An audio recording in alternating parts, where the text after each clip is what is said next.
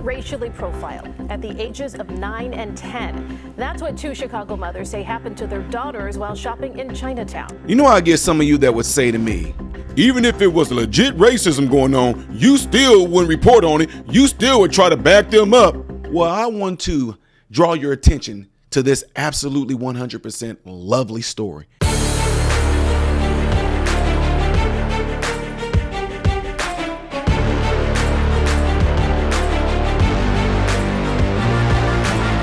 How are you good people all doing? Welcome to the channel. I am Ty Smith. You're watching my channel, Modern Renaissance Man, in which I'm greatly appreciative of. Make sure you guys are following me on all the platforms that you see above and below. Hit the thumbs up button right now to allow my content to consistently be recommended to. And also, when you do subscribe to the channel, hit the bell notification in the process. That will allow you to see another tab that will allow you to select all notifications. Last but not least, go and check out my other YouTube channel. Just go and subscribe to it. It's called Man, Husband, Father. It's going to be opening some new content that's going to be coming there. Just go subscribe to it. I will let you guys know when we launch that pilot episode. All right. Appreciate you all. All right, ladies and gentlemen. So I want to bring this to your attention because I want to, first of all, shout out Smiths, Jones, D-Berries, Macklins, Graves. Shout out to you guys for all, multiple y'all emailed me about this video right here. Because, folks, here's the deal. A lot of people think that I don't believe that racism exists. You must be out of your mind if I don't think that it exists.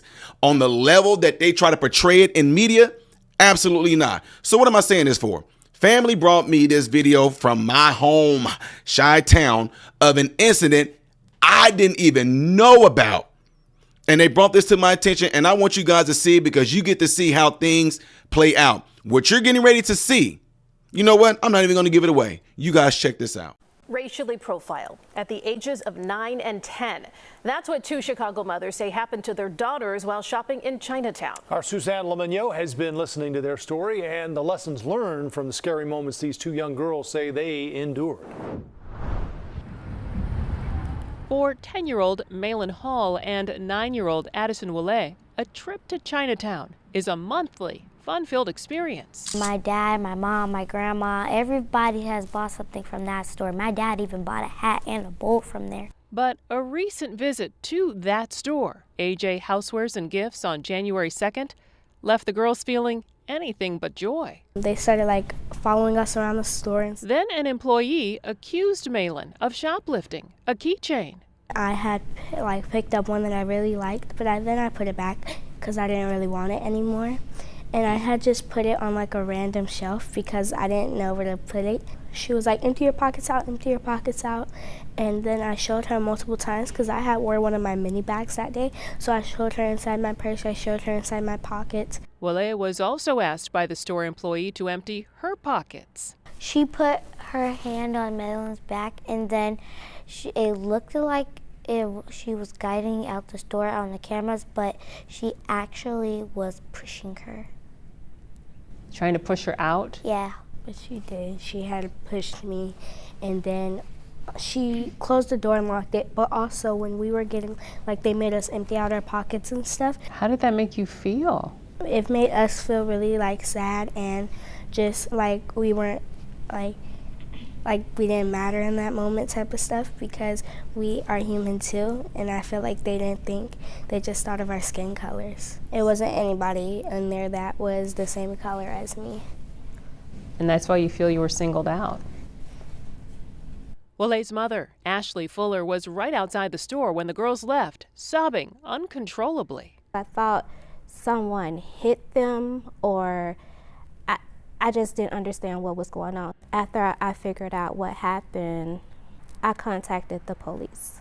A report was filed for simple battery. No arrest was made. Soon after, Malin's mother arrived. The bigger picture is that they was racially profiled. They was discriminated against. You placed your hands on my child. That is the bigger issue. Both mothers reached out to 11th Ward Alderwoman Nicole Lee. My heart just sank that it happened to them at all. And, my immediate reaction was, what can we do to address this? Lee says she wants to work with other community leaders to create a training program for business owners to stop racial profiling. There's no place for that in the 11th Ward or anywhere in the city of Chicago. And we want to make sure that people are educated about that. Lee says as for AJ housewares and gifts, I think they acknowledge the mistake that they made at the end of the day, and I think they feel badly that this was the experience that they had, and they're keen on participating in the training. the store echoed that sentiment in this statement. We deeply regret the harm caused by this incident. We take full responsibility. We will do better. Alderwoman Lee wanted to right a wrong and show the girls they did matter and that Chinatown cares about them. I cannot wait. Lee had the girls at the helm of the 11th Ward float at the Lunar New Year parade in Chinatown. That was amazing. It was really fun. Both Hall and Willay say this is a teachable moment for business owners, and something good can come out of what they've endured. Nice to know that somebody is going to make a program for business owners to not profile people. I feel like now I'm protected, and I feel like justice has been served for us and other people that have went through the same thing. And I really hope this never happens again because this is a horrifying experience. Suzanne Lemignot, CBS News, Chicago. We asked the girls if this experience will stop them from visiting Chinatown in the future. They told us it will not, and they will continue to enjoy all the community has to offer. Let's be real. Was that not beautiful? Was that not beautiful? Absolutely beautiful. Now, I'm going to keep it real with y'all 100%.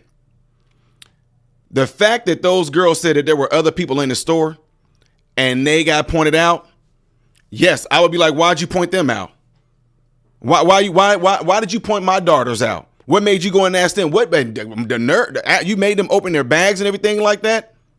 Now, my sons are taught, and they were taught. I don't care where y'all. I don't care if it's a black person asking them.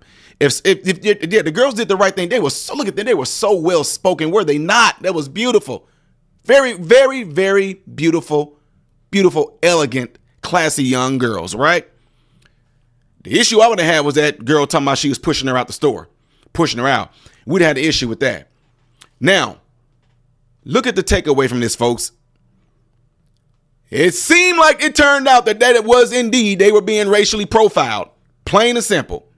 But let me keep it real as well. To say that the people were racist, you don't blame the whole store for that. Whoever that worker was that day that did that, could she be racist? Possibly. Did she racially profile them? In my opinion, yes, you did. Because if there were other people in the stores and you pointed them out, yes, you racially profiled them. Now, here's the kicker, though. I love it how they did not go and get Al Sharpton. They didn't go and get NAACP, Rainbow Coalition, any of that. I love how they handled this civilly. And look what it did. It made the people wrong to right. It made them actually have to take classes on things like this. And like, again, I would want more details on who that worker was, because I don't know if maybe they just arrived in America not too long ago and all of a sudden who knows? The point is, ladies and gentlemen, I have to give a huge kudos to how both sides handled this. I love it. They got training. That doesn't mean it's going to stop the lady from doing it necessarily, or whoever she was. But the fact is, it's been acknowledged that it. Now, here's the deal. If it happened again, that's going to be some deep trouble. But look how they end up writing that reaction, ladies and gentlemen. They put those girls in that parade. The girls have no ill will. The girls are not hateful. The girls are not, I can, now we scared. I love it.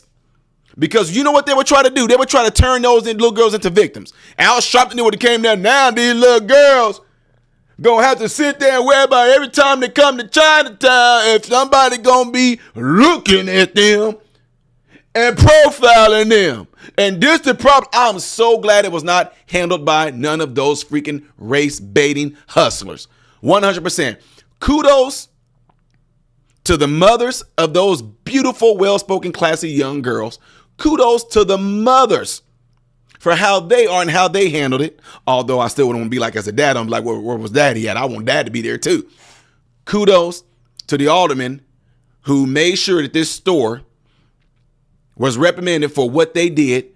Kudos to those girls being able to participate in that, to show that right things can happen even though bad things happen to you, showing how things can be correct, and then to put them there, those girls absolutely gonna love. I'm so glad, y'all, that it happened this way.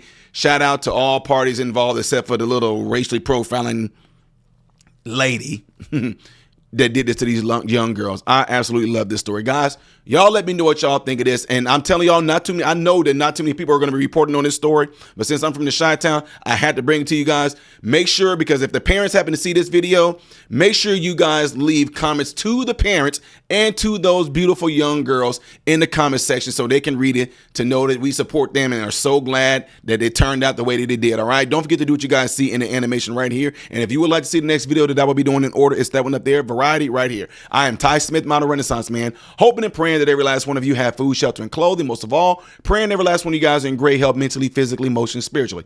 God bless you all through Jesus.